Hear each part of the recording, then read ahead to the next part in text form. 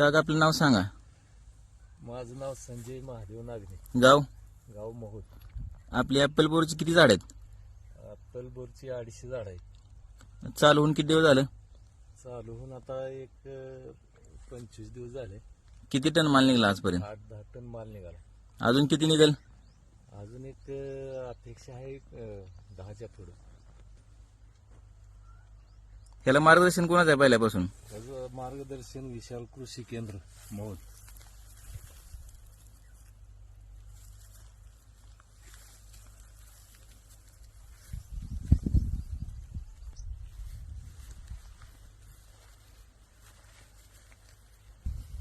हे कसं होतं कळून येत नाही. साईज घेईल तसं वाढ होती.